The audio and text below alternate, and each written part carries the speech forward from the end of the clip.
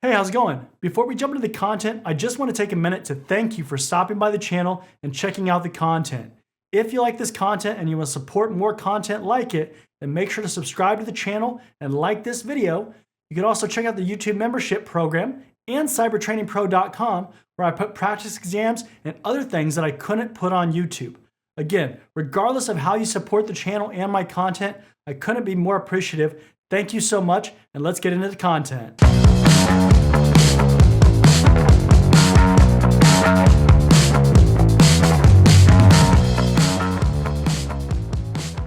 The presentation layer translates data from lower levels into a format usable by the application layer and vice versa. Some protocols cause confusion because they operate at multiple layers.